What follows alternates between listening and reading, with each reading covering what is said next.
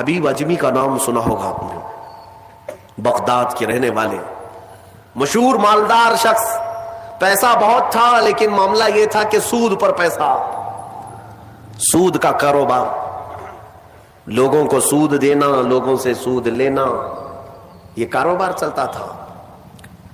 مسلمانوں اگر اپنے معاشرے میں سود کی بلا ہے تو فوراً توبہ کر لو۔ میرے آقا صلی اللہ علیہ وسلم کا فرمان عالی شان ہے، جس نے سود کا ایک لقمہ کھایا وہ گناہ اتنا بڑا ہے کہ جیسے کہ کعبے کے سامنے اس نے اپنی ماں سے زنا کیا۔ یہ بہت خطرناک چیز ہے، لوگ اس کو آج ہلکے میں لیتے ہیں۔ پیسہ ڈبل کرنے والا سسٹم مسلمانوں کو بہت جلدی پسند آتا ہے، کوئی بھی آ جائے کمپنی، چیٹ فنڈ کمپنیاں صرف مسلمانوں کے محلے میں ہی کامیاب ہوتی ہیں، باقی جگہ نہیں۔ لاکھ روپے دو اور تم گھر میں نواب صاحب بیٹھے رہو، ہر مہینہ 10-10 ہزار آتا رہے، یہ پتہ ہی نہیں کہ کس طرح سے آتا ہے۔ تمہارے گھر میں آنے والا ایک لقمہ بھی تمہاری تحقیق کے بغیر نہیں آنا چاہیے، تم مسلمان ہو۔ ایک سکہ بھی تمہارے گھر میں بغیر تحقیق کا نہیں آنا چاہیے۔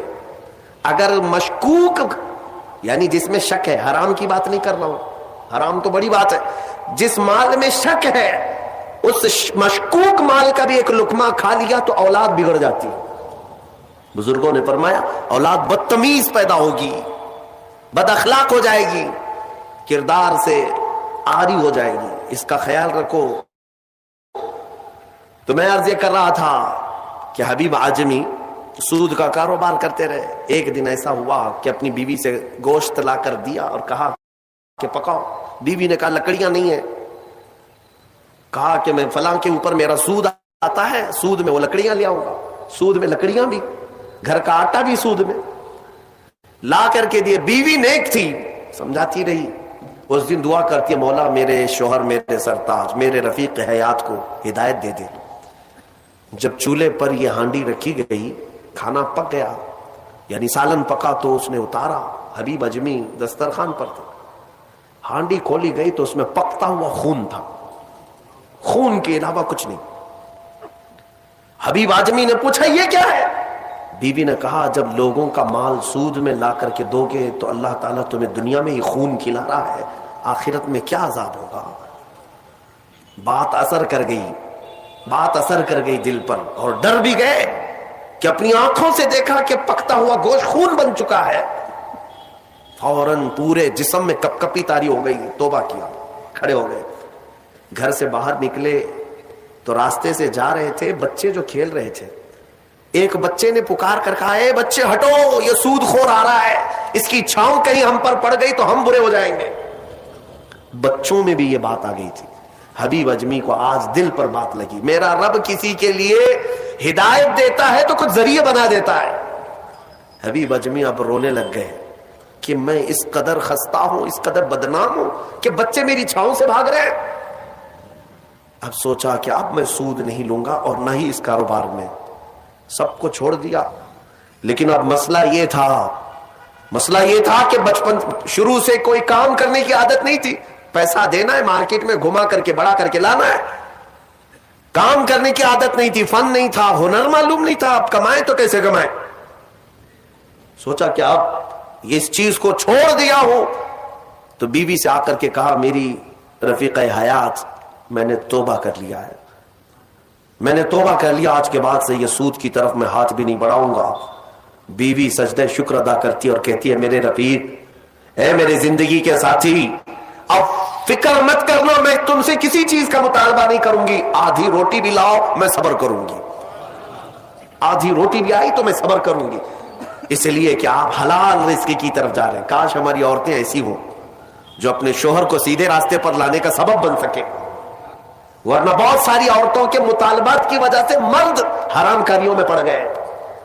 تنخواہ تھوڑی سی ہے، عورت کے مطالبے زیادہ ہیں، اس کے مطالبے پورے کر نہیں پا رہا ہے تو حرام کاریوں میں مصروف۔ بہت سارے مردوں کے بگڑنے کی وجہ ان کی عورتیں بنی ہیں، اور جب پورا نہیں کر پاتے اور پیسہ بھی نہیں مل پاتا تو پھر نشے کی عادت لگ جاتی ہے، ٹینشن سے مکتی چاہیے، جو روز عورت مجھے گھر پہ جاتی پریشان کرتی ہے۔ میرے عزیزوں، وہ حبیب اجمی کی خاتون نے ان کو دلاسا دیا کہ جاؤ آپ نوکری کرو، نوکری کہاں کرتے, اب تک کرنے کی عادت نہیں تھی, عمر ہو گئی تھی. سیدھے گئے, ایک دیہات چھوٹا گاؤں تھا, اس گاؤں کی ایک مسجد تھی, مسجد کے اندر جا کر بیٹھ گئے. دن بھر بیٹھے رہے, نمازیں پوری پڑھ لی, عشاء کا وقت ہو گیا, نماز پڑھ کر کے اللہ کی بارگاہ میں رونے لگے, مولا کام کا آدمی نہیں ہو, اب تک کیا نہیں, اب میں اپنے گھر کیسے چلا ہوں, تو میرے لیے کوئی انتظام فرما. رات کے وقت آئے, بیوی نے پوچھا کوئی نوکری ملی؟ کہاں مل گئی ہے, نوکری مل گئی ہے, بہت ہی اچھی جگہ پر ایک بادشاہ ہے, اس کے ہاں خدمت پر میں لگ گیا. کہا بہت اچھی بات ہے. دوسرے دن پھر گئے, اسی مسجد میں بیٹھے رہے. رات کو آئے, بیوی نے پوچھا کچھ اجرت ملی آج؟ جس بادشاہ کے ہاں کام کر رہے ہو تمہاری نوکری پر کچھ تنخواہ ملی؟ کہا نہیں, بادشاہ نے کہا ہے کل دے دوں گا. اپنی بیوی کو ٹال رہے تھے, اپنی بیوی کو ٹالنے کے لیے بول دیا ایسی کہ نوکری کر رہا ہوں. کہا کہ کل دینے کا وعدہ کیا ہے. پھر تیسرا دن آیا, تیسرے دن بھی وہ اسی مسجد میں رات گزار کر آئے. بیوی نے پھر پوچھا کچھ اجرت ملی؟ کہا نہیں آج بھی نہیں دیا. بادشاہ نے کہا کل دے دوں گا. چوتھا دن آیا, چوتھا دن بھی مسجد میں گزار کر آئے. حالانکہ بیوی نے صبر کا دامن ایسا پکڑی رہی اور کہنے لگی مجھے کوئی جلد بازی نہیں ہے, جب آئے گا تب کھائیں گے. 4 دن ہو گئے. آج پھر رات کو بیوی نے پوچھا کچھ تنخواہ ملی؟ گھر کیسے چلے گا, 4 دن سے چولہا نہیں جلا گھر پہ. کہا آج بھی بادشاہ نے نہیں دیا. کہا کل دوں گا. روز کل, روز کل. 5 دن گزر گئے. اس کے بعد وہ 5ویں دن ایسی ان کی کیفیت تھی کہ اب رات جب بہت زیادہ ہو گئی تو گھر کی طرف پلٹ رہے تھے, پاؤں بوجھل ہو گئے.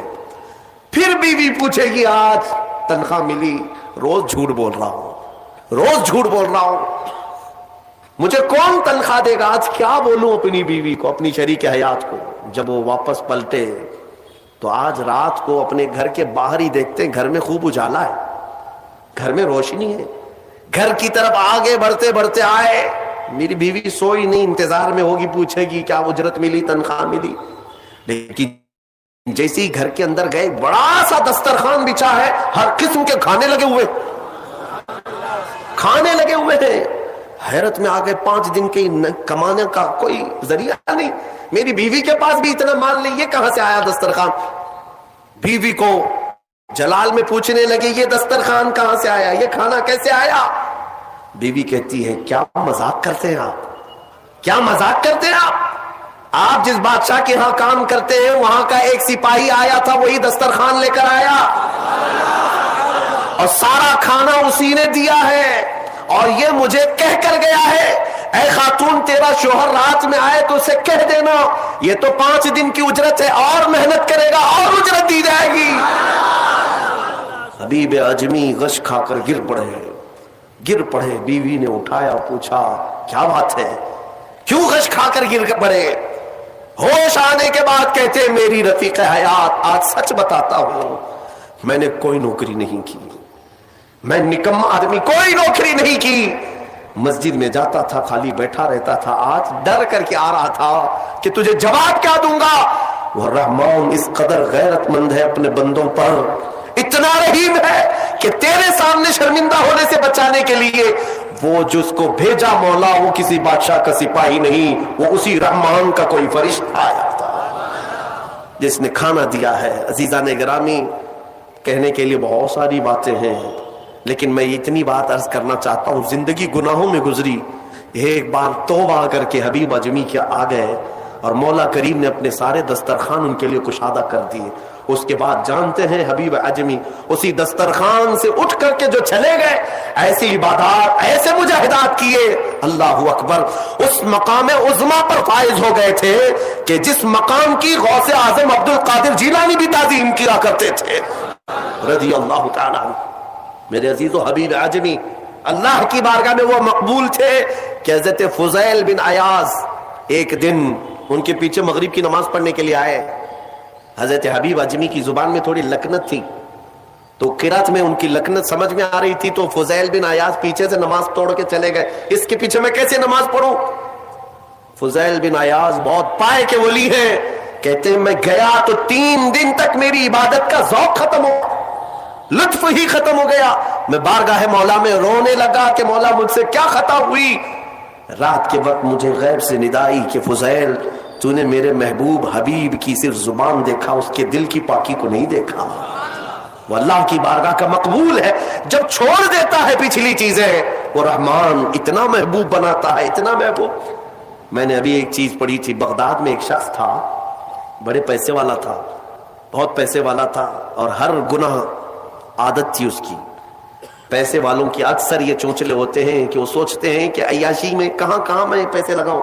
شراب پیتا تھا, خوب عیش, جوا میں پیسے لگتے تھے, روز نئی عورتوں کے ساتھ اس کی صحبتیں.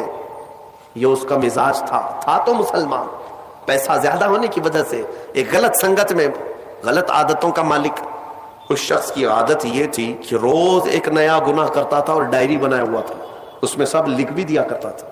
آج میں نے اتنے پیسے کا جوا کھیلا, آج میں یہ فلاں شراب پی ہے, آج میں نے ان لڑکیوں سے زنا کیا ہے, آج میں فلاں جگہ یہ کیا. سب جو کرتوت ہوتے تھے سب ڈائری میں لکھتا تھا. اتنی بڑی ڈائری بھی بن گئی. ایک دن ایسا ہوا کہ گزر رہا تھا بازار سے, ایک خاتون کو دیکھا جو حسین تھی اور مجبور نظر آ رہی تھی. اس کے پاس گیا, کہا کیا چیز ہے؟ اس نے کہا مجھے مال کی ضرورت ہے. اس نے کہا چل میرے گھر, میری خواہش پوری کر, میں تجھے جتنا چاہیے وہ دے دیتا ہوں. وہ عورت چلی آئی ساتھ میں. وہ عورت آ گئی.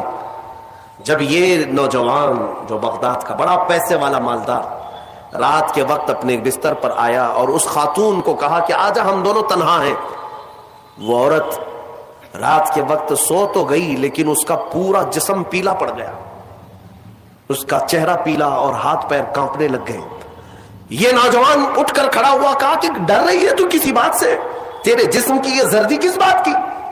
وہ خاتون کہتی ہے نہیں کوئی بات نہیں. پھر اس نے کہا ڈر مت, اس محل میں کوئی نہیں آئے گا میری اجازت کے بغیر, یہ سب پوری میری پراپرٹی ہے, یہ میری شہنشاہیت ہے یہاں پر. اس خاتون نے کہا ہاں یہ تو میں دیکھ رہی ہوں, لیکن مجھے ڈر اس بات کا ہے کہ وہ رحمان مجھے دیکھ رہا ہے, اس کے سامنے میں کیسے ننگی ہو جاؤں. میں نے آج تک یہ گناہ نہیں کیے, میں پیشہ ور عورت نہیں ہوں. وہ کہتی ہے میں ایک بیوہ عورت ہوں, میرے 3 بچے ہیں, 4 دن سے بھوکے ہیں. میں روز انہیں تسلی دیتی ہوں کہ مجھے بازار میں کچھ کام مل گیا تو میں اجرت لا کر کے تمہیں کھلا دوں گی. مجھے کوئی نوکری نہیں دیتا, اور آج میں مجبوراً بازار میں کھڑی تھی, تو مجھے مل گیا. میں اپنے چھوٹے بچوں کے, یتیم بچوں کی بھوک کو ختم کرنے کے لیے تیرے گھر آ گئی, لیکن جب بستر پر سوئی تو مجھے خوف ہونے لگا کہ میرا رب دیکھ رہا ہے. میں نے آج تک جسم کو ننگا نہیں کیا. وہ ڈری ہوئی عورت تھی, پاکیزہ عورت تھی. جب اس کی زبان سے یہ جملے نکلے تو یہ جو نوجوان تھا, جو گنہگار تھا, وہ کھڑا ہو گیا, کہا اے خاتون اٹھ جا, بستر سے اٹھ جا. اور اس کے بعد کہتا ہے دیکھ میں تجھے بتاؤں میرے پاس کیا کیا ہے. اس زمانے کی جو سواریاں تھیں, گھڑیاں تھیں, سب میرے پاس, بڑا بنگلہ, بڑی جائیدادیں, ہر طرح کے کھانے, سونے چاندی, زیورات, سب میرے پاس. مولا نے مجھے بہت کچھ دیا, لیکن آج تو نے مجھے دل دیا, آج تو نے میرے دل کو جھنجھوڑا. میرے پاس اتنی نعمتیں ہونے کے باوجود میں اب تک ڈرا نہیں اللہ سے, اور تیرے گھر میں کھانے کو ایک لقمہ بھی نہیں, پھر بھی تو اللہ سے ڈر رہی ہے. مجبور ہونے کے باوجود تو ڈر رہی ہے اللہ سے. اس خاتون نے کہا کہ اے نوجوان, مجبور ہو, امیر ہو یا غریب ہو, سب کا بادشاہ وہی ہے, حساب سب سے برابر لے گا. اس خاتون کو بہت سارے پیسے دے کر کے اس نوجوان نے رخصت کیا اور کہا جا تیرے بچوں کو کھلا, آج کے بعد کبھی بازار میں بھیک مت مانگنا, اور میں سمجھتا ہوں میرے گناہوں کا کفارہ ہے کہ میں تیری مدد کر دیا, تو باہر نہ آ. اور اس خاتون کو بھیج دیا. آج اس کو احساس ہوا اب تک کیسی زندگی گزارتا رہا, اس عورت نے مجھے جھنجھوڑ دیا ہے. رات کو مصلی بچھایا اور اللہ کی بارگاہ میں کھڑے ہو کر کہنے لگا مولا بہت گناہ کر چکا ہوں, پورا جسم داغدار ہے. کیا مجھ جیسا آدمی بخشے جانے کے قابل ہے؟ کیا مجھ جیسا آدمی معاف کیے جانے کے قابل ہے؟ رویا جا رہا تھا, اور اس کے بعد وہ سر اٹھا کر کہتا ہے اے رب میں نے اتنے گناہ کیے کہ لکھتے لکھتے میری ڈائری بھر گئی ہے, بک بھر گئی ہے. پھر تیرے پاس جو فرشتے ہیں نامہ اعمال لکھنے والے, انہوں نے کتنا اور اس کے بعد ہاتھ جوڑ کر کہتا ہے رحمان اپنے دربار میں میں اتنی بات عرض کرتا ہوں، اگر میں بخشے جانے کے قابل ہوں تو مجھے معاف کر، یا تو پھر آسمان سے آگ بھیج کر کے مجھے ہلاک کر دے، مجھے ختم کر دے مولا، میں بہت داغدار ہوں، بہت داغ دھبے لگا دیے۔ وہ روتے روتے روتے تھک گیا اور اس کے بعد اٹھتا ہے، توجہ، گھر کے اندر جا کر آج سچی توبہ کیا تھا، ڈائری وہ پھاڑنے کے لیے گیا جس میں روز گناہ لکھتا تھا، جو پچھلے سارے تھے ریکارڈ، کہتا ہے پھاڑ کر کے ختم کر دوں گا، آج کے بعد نشان بھی نہیں رکھنا ہے۔ جب وہ اپنے کمرے میں آیا، اس ڈائری کو اٹھایا جو برسوں سے لکھ رہا تھا، وہ حیرت سے ڈوب گیا اس بات پر کہ جب وہ ڈائری اٹھایا تو دیکھتا ہے پورے اوراق سفید ہے، لکھا کچھ نہیں، ایک حرف بھی لکھا ہوا نہیں ہے۔ ورق پلٹتا گیا پلٹتا گیا پلٹتا گیا، کچھ نہیں ہے۔ وہ ادھر ادھر دیکھنے لگا، اس میری ڈائری سے مٹایا کس نے، میرے سارے ریکارڈ کس نے مٹایا؟ اس کے جسم پر کپ کپی تاری تھی، راشا تاری تھا، رات کا وقت تھا، غیب سے ندائی، اے بندے جب کوئی پوری دنیا کو میرے لیے ترک کرتا ہے تو میں اس کے گناہوں کو بھی مٹا دیا کرتا ہوں۔ جب زندگی میں لکھی ہوئی ڈائریاں مٹ جاتی ہیں تو میرے مولا کو یہ اعمال نامے سے مٹانے میں دیر نہیں لگے گی۔ یمحو اللہ ما یشاء، اللہ جس سے چاہتا ہے وہ ساری چیزیں مٹا دیتا ہے۔